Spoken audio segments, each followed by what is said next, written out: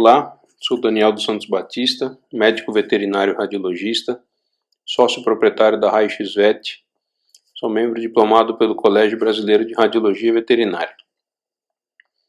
Estou aqui hoje para conversar um pouquinho com vocês sobre o exame radiográfico do joelho.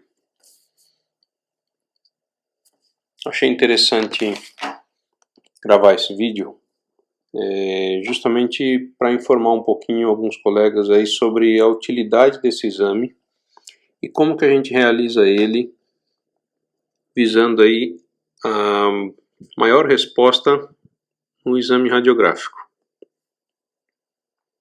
A gente separou aqui dois comentários entre clínico e ortopedista. Apesar de ser um exame auxiliar ao diagnóstico, a radiografia também pode auxiliar o ortopedista a planejar uma cirurgia, principalmente as cirurgias de correção de insuficiência do ligamento cruzado cranial. Então, esse exame normalmente é feito por solicitação de um clínico, de um médico veterinário da sua confiança. Ele atende o seu animalzinho, vai fazer a inspeção, alguns testes, identificar o problema no joelhinho dele, e aí a partir disso a gente faz um exame radiográfico baseado em algumas posições pré-definidas para a gente conseguir concluir ou conseguir auxiliar esse colega a fechar esse diagnóstico. Então, esse paciente, por exemplo, tinha uma claudicação do membro pélvico direito e a avaliação do exame é feita de uma maneira para a gente tirar algumas dúvidas. Então, essa suspeita era específica de luxação de patela. Em parte, em um dos lados, no lado direito, eu consigo realmente confirmar a posição fora do lugar do osso sesamoide da patela, tá? Deslocado fora da relação entre a tróclea femoral, tá? Ela deveria estar posicionada exatamente aqui. E eu consigo fazer essa afirmação justamente porque o posicionamento do meu fêmur está bem alinhado, certo? Do outro lado, por exemplo, eu já não consigo fazer essa afirmação porque eu tenho um côndilo maior do que o outro. Isso quer dizer que eu tenho uma rotação medial maior do que ela é necessária. E tem algumas coisas que podem justificar isso. Uma delas é o próprio posicionamento que eu mesmo promovi na hora de fazer esse exame, ou tensão do paciente, né? Tem alguns fatores que podem levar a isso. E aí eu vou ter uma parte do sulco troclear, só que eu tenho um ângulo um pouco maior. Então eu não consigo fazer a afirmação de que esta patela realmente está fora do lugar também. Fora isso, eu vou avaliar distância de um osso em relação ao outro, alinhamento dessas estruturas ósseas, se o eixo do meu fêmur está bem alinhado, como que foi que esse feixe de raio-x passou sobre ele. E a outra radiografia que eu vou fazer é a exposição médio-lateral, posição neutra, que justamente eu simplesmente alinho as estruturas para fazer uma segunda avaliação agora mais completa, ver se a relação entre as estruturas ósseas se mantém, tentar identificar as estruturas intraarticulares e faço uma outra radiografia promovendo um estresse articular para justamente saber se a relação entre um osso e o outro continua mantida.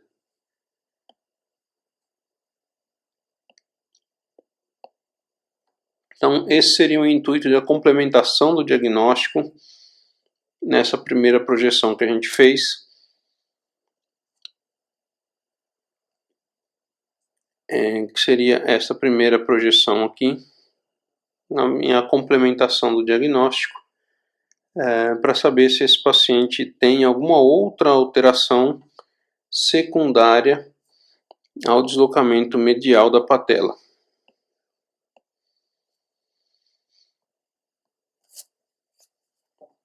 Esse outro paciente tinha também uma claudicação do membro pélvico esquerdo com apoio em pinça e uma radiografia difícil de ser obtida por questão de sensibilidade do paciente, então ele tinha um pouco de dor. A gente percebe aqui uma hipertensão dos tecidos moles que impedem um pouquinho a extensão caudal desses membros. Então essa radiografia, o fêmur está mais curto do que a tíbia, por exemplo, justamente porque o feixe de raio-x que passou nesse sentido aqui, ele não conseguiu fazer a imagem, não conseguiu fazer a sombra do fêmur de maneira retificada, tá?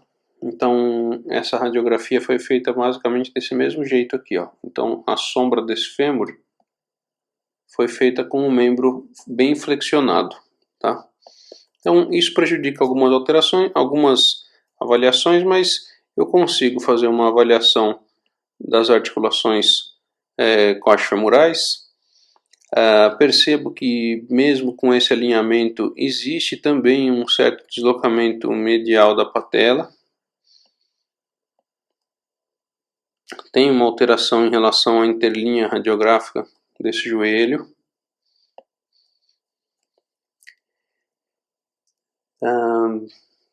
E vou fazer a complementação desse meu diagnóstico utilizando a radiografia médio-lateral. Então aqui eu já percebo, ó, uma efusão articular moderada. Então tem uma distensão importante nos tecidos moles dessa articulação. Ainda percebo relação entre o fêmur e a tíbia, tá? Mas a gente promove, então a gente faz outra radiografia, então essa lembrando que é a posição neutra. E a outra radiografia que a gente vai promover o estresse articular, aqui eu já não tenho mais a relação articular mantida entre tíbia e fêmur. Então essa relação, ela somente é possível de ser perdida justamente porque um ligamento que a gente tem que sustenta essa região cranial da tíbia e caudal do fêmur, ele foi rompido, tá? Então, com o auxílio desta imagem aqui, dessa terceira imagem, agora é possível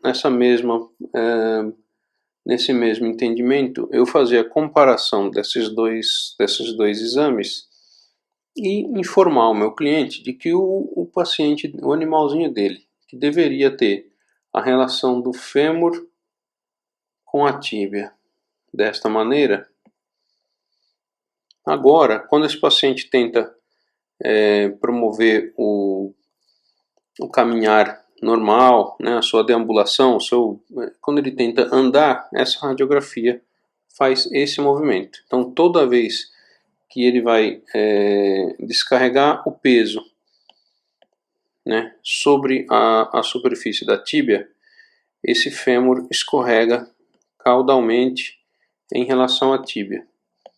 Ou simplesmente a tíbia se projeta cranialmente em relação ao fêmur.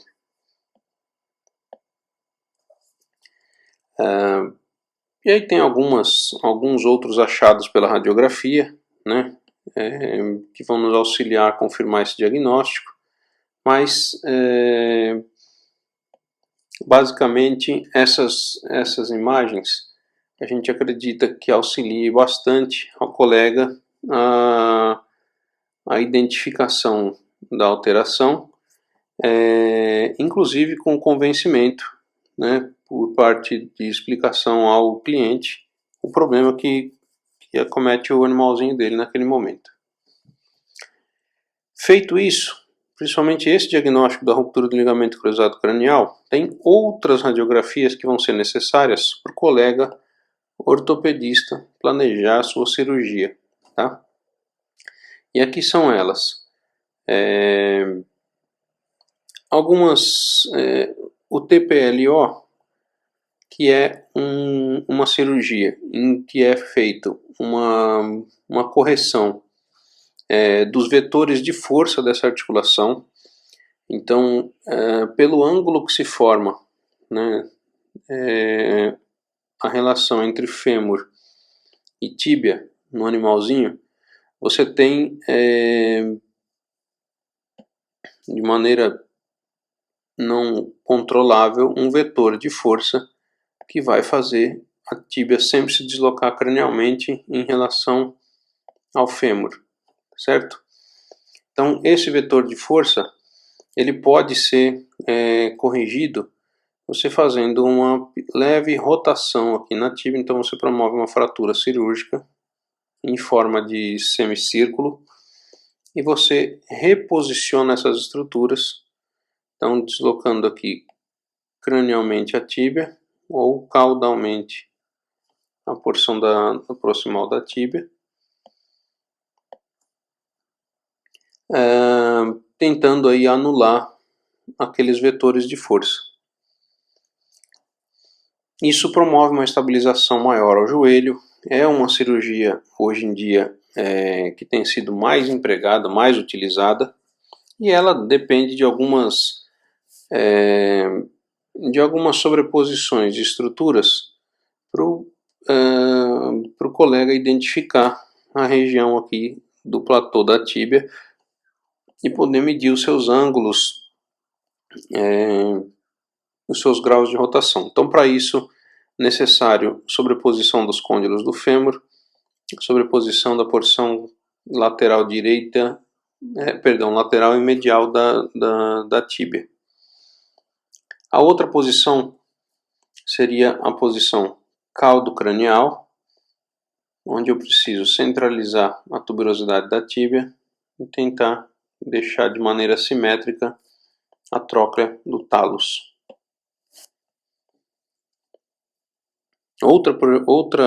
Outro estudo de planejamento cirúrgico seria a transposição da tuberosidade tibial, e nessa cirurgia também é feita uma fratura cirúrgica, onde você faz uma fratura não totalmente completa, mantendo a porção distal da tíbia levemente posicionada sobre ela. Você vai colocar um afastador entre essas estruturas e o intuito é deslocar a tuberosidade tibial cranialmente, mantendo uma hipertensão desse ligamento patelar e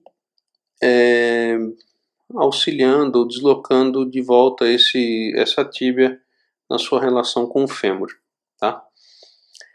Então essa radiografia já precisa de um ângulo um pouco maior. Esse ângulo formado aqui é de aproximadamente 135 graus. E a outra radiografia vai tentar de novo sobrepor para a gente a tuberosidade da tíbia e a superfície do talos.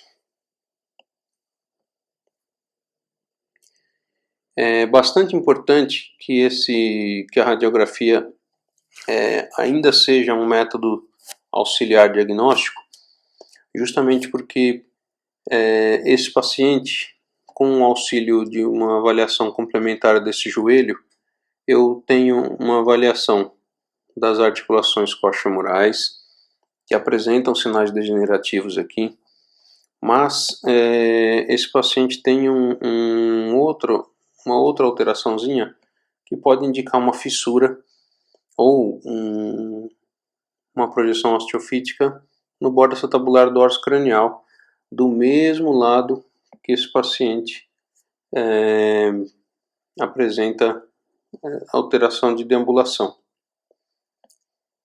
Ele tem os sinais que podem sugerir aqui a insuficiência do ligamento, e essa mesma alteraçãozinha que a gente vê aqui, a gente também consegue identificar isso na projeção médio-lateral. Tá? Alguns outros achados, provavelmente incidentais, e a relação, então, a projeção do TPLO, uma coisa que eu acabei esquecendo de comentar com vocês, é em relação aos ângulos. Então, esses ângulos precisam manter 90 graus entre eles, com sobreposição dos côndilos femorais das superfícies medial e lateral da tíbia. Então, detalhezinho que é aquele mesmo paciente que a gente tinha a projeção para o TTA.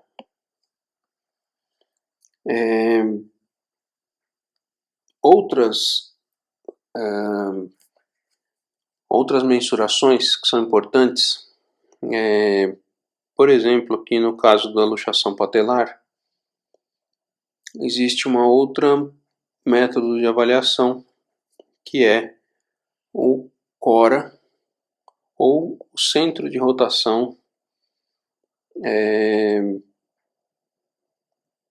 em ângulo desse fêmur, no caso aqui do fêmur, né?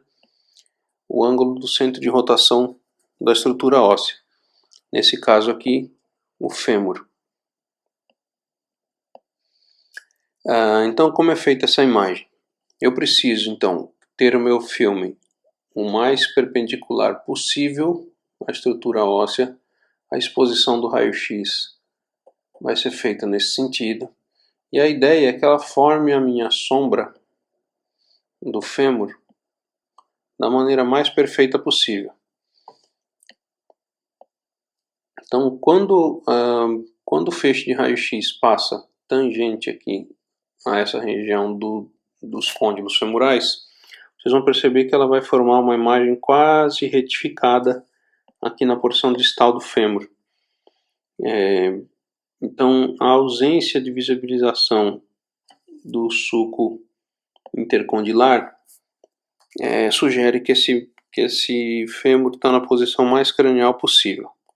Fora isso, a sobreposição das fabelas, a cortical óssea de maneira simétrica, e esse paciente em particular tem aqui uma possível agenesia, uma hipoplasia do trocânter menor do fêmur, e por isso ele não apareceu aqui medializado, tá? Mas ele deveria se projetar parcialmente aqui na porção medial do fêmur também. Na radiografia lateral a gente precisa também sobrepor os côndilos do fêmur.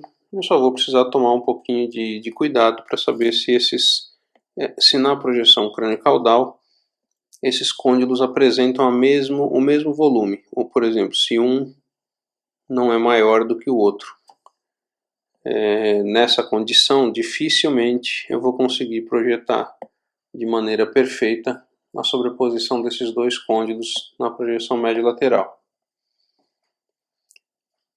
Esse aqui é um outro exemplo, um paciente um pouco maior. Então aqui sim eu já tenho a projeção do trocânter menor, a sobreposição das fabelas e a retificação do côndilo femoral. Então isso indica que na exposição cranial do meu fêmur, o meu filme posicionado aqui atrás, eu consegui passar de maneira tangente por essas estruturas de referência e promover o alinhamento que eu precisava nessa radiografia. Então, nesse tipo de exame, eu vou fazer, lógico, a informação das alterações degenerativas, dos achados de imagem, mas o intuito é o perfeito alinhamento dessas estruturas. Essas imagens também vão ser feitas da tíbia e da fíbula. Aqui eu vou precisar sobrepor então as faces medial e lateral na face caudal da tíbia, priorizando aqui o alinhamento do platô tibial. Se for possível, eu vou precisar centralizar a região do talos. E na projeção caldo-cranial, eu vou de novo alinhar de maneira central a tuberosidade da tíbia e a região da tróclea do talos.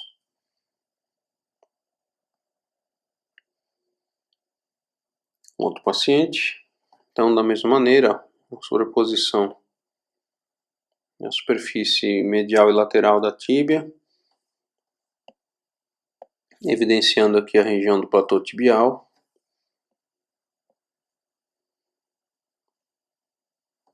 E na exposição caldo-cranial a mesma coisa, sem tentar centralizar aqui a tróclea do talos e tuberosidade da tíbia. Certo? Então essas são algumas das informações em que essas imagens podem nos ajudar. Mais uma vez, Daniel dos Santos Batista. Se a gente puder ajudar vocês, então sigam-nos nas redes sociais. Nosso Facebook, Instagram, vai nos achar com @RaichsVetOficial. Aqui temos nossos contatos também de WhatsApp, de agendamento de exames. Nossos telefones, estamos aqui na região da Vila Olímpia, em São Paulo.